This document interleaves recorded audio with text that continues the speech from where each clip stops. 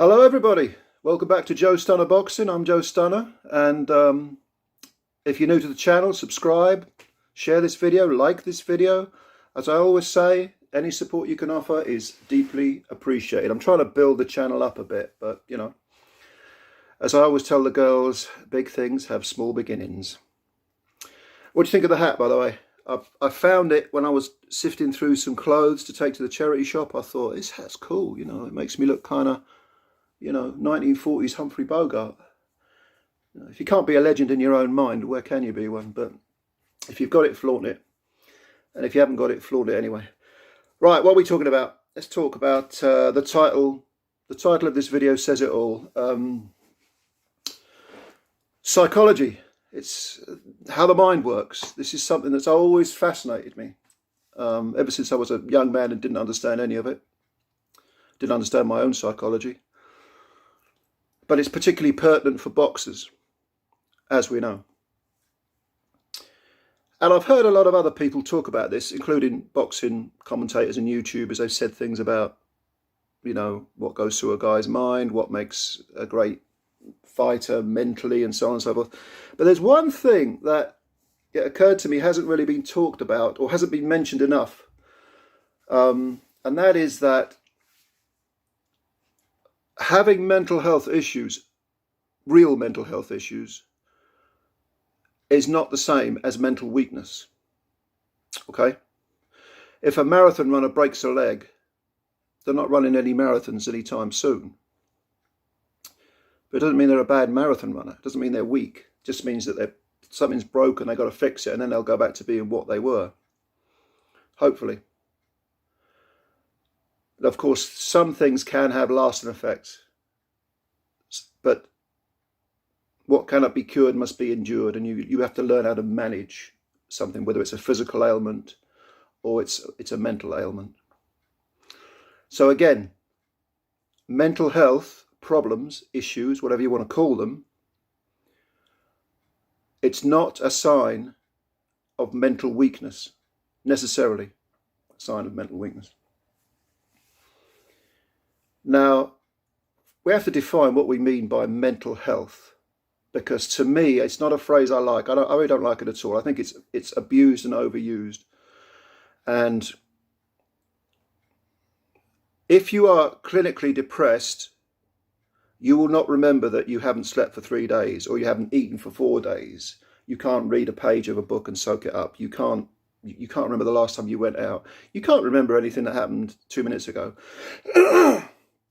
In other words, you're detached from reality. There is something that's broken down in you, and you can be depressed for no good reason. You can win the lottery one day, and then the following day you're suicidal. That is clinical depression. It is not just about low moods. And we hear a lot of people saying, well, I'm depressed, you know. No, you've got low moods, and I'm not saying that should just be swept under the carpet, because of course that could lead to something more serious. But depression is a clinical term, and we misuse it and we abuse it. It's the same with anxiety. Real anxiety, you can be anxious. If you're suffering from anxiety, which is clinical, you can be anxious in an empty room. And then on another occasion, you can, well, go into a boxing ring in front of 60,000 people and win a fight. Anxiety is, again, totally debilitating. You can't remember what you've done. You don't remember to eat. You don't sleep, and so on and so forth. Another example would be OCD, Obsessive Compulsive Disorder. Well, I'm a little bit OCD. You know, I like things to be done in a proper way. I like a bit of routine. That's not OCD. Human beings want routine. They're naturally inclined to have a discipline, a personal discipline. It may vary from person to person, but people like to have some sort of structure in their lives because it gives them, you know, it directs them into whichever direction they want to go. It helps them along. In other words, it's not chaotic. They're not just winging it. They're not being reactive. They're being proactive. I'm going to create a little routine for myself, and then I know exactly what I'm doing. And as creatures of habit, which human beings are, like me in the morning, if I get up and I don't have my cup of tea first thing in the morning, something's missing. I'm like, even if I've got to go out, oh, I'm running late, I've got to go out, oh, I can't have my cup of tea. Little things like that illustrate just how important routine is to people. But OCD is something altogether different. It's, you can't leave the house without touching a certain wall 5 times. You can't leave the house without unplugging and plugging in the television set, 10 times. Again, we're down to your mentality is something about your psyche, your psychology has broken down. Now, so it is with fighters. So the obvious example is Tyson Fury, who had suicidal ideation. He just won the world heavyweight title off Klitschko. He'd won a load of belts. He became suicidal. He's got a family, lovely wife and kids. Put on 10 stone, started snorting, drinking a lot, behaving in ways that were totally destructive.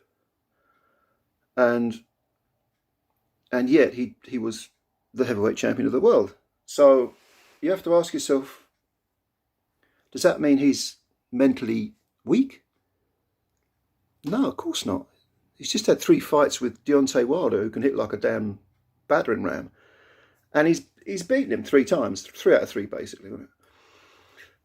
So mental health and weakness, 2 different things entirely. And I think we mistake one for the other. Another good example is Johnny Tapia, who you may remember, he's passed away now. I think he died when he was 46. So he died a young man. He had a horrendous backstory. I think his mother was raped and stabbed and hung up upside down, and he saw this, and all sorts of abuse, drug abuse, all this sort of stuff. Really, really, really bad life. But in the ring, that was his haven. What to most of us would be chaos, suddenly to him was, it's what I know. It's what I was brought up with. So I feel great in there. I feel like it's home. I feel like it's my natural state. Now during the day, I work with people who are suffering from addictions, drug and alcohol addictions, maybe both. You're also dealing with mental health issues, learning difficulties sometimes. Homelessness is another massive thing.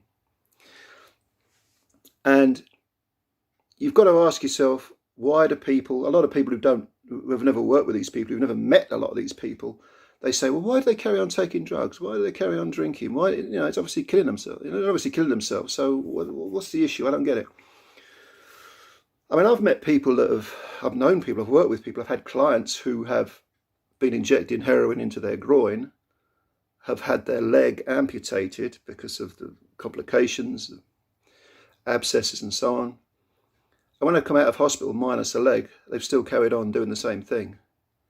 It's called learned behaviour. It's a very interesting aspect of psychology. And again, it's familiarity. It's what we know.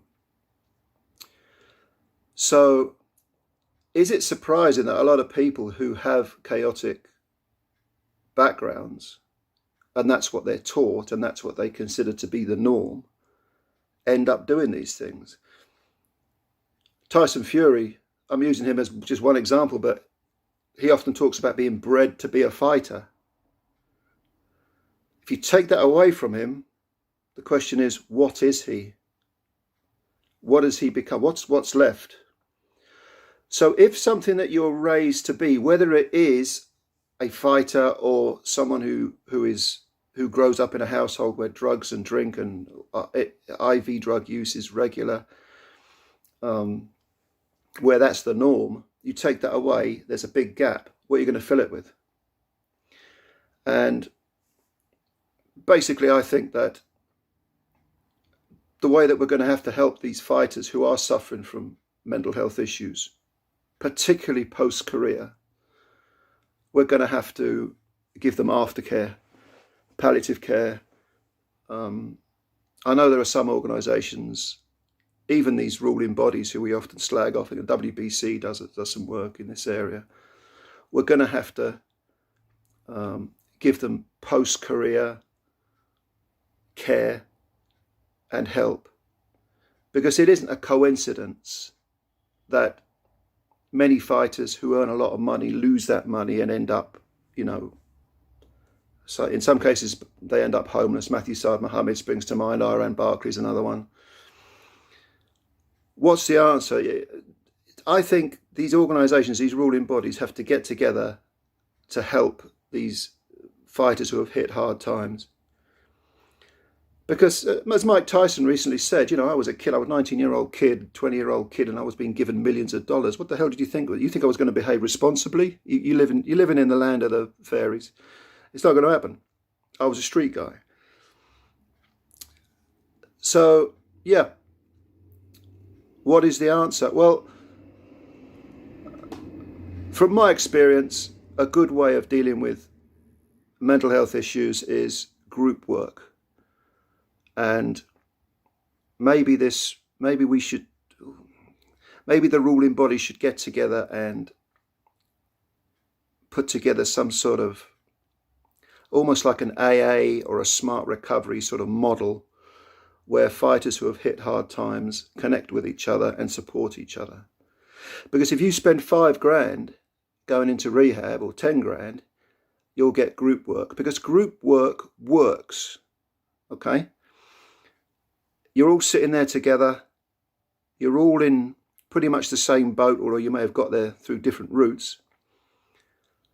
And somebody says something and you say, I hadn't thought of that. Or, yeah, I felt like that. Well, you know what I did when I felt like that? I got over it by doing such and such. And another person will say, well, oh, yeah, I hadn't thought of that. Yeah, that's good. Group work works. Okay, it's been proven to work.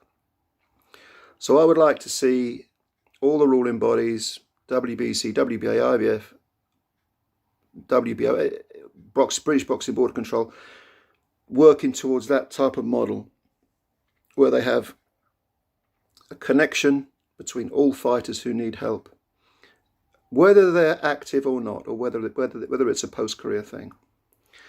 Of course, it's easier said than done. Would take a lot of time, would take a lot of effort. But I think we need a new paradigm, if you like, where we're differentiating between mental health and emotional health, because we can feel emotionally rotten. It doesn't necessarily mean we're suffering from mental health issues. So if someone you love passes away, you're going to feel emotionally rotten because they've gone. Doesn't mean you're suffering from a mental health issue. Could lead to it. And we need to get rid of this blanket term, mental health issues. This bandwagon, which everyone seems to jump on. Those are just my thoughts. Bit of a random video, this. I just wanted to share these thoughts with you, and if anything, get feedback from you. Maybe some of you are ex-fighters, amateur or pro.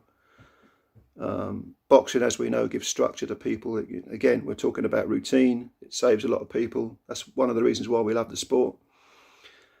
But I think we need to take better care of fighters. Sometimes during their career, yeah, but definitely post-career. And we need to get this idea out of our heads that having a mental health problem, a genuine mental health problem, is somehow a weakness. It's not a weakness, it's an injury. And injuries can be overcome. Okay. Let me know your thoughts. Put your thoughts below. Thank you for watching this video. It's a bit of a long one, this. Nearly quarter of an hour. I've rambled a bit. But yeah, put down your opinions. I'd love to hear them. And enjoy the rest of your Wednesday. And I will speak to you soon. Thanks very much. Bye-bye.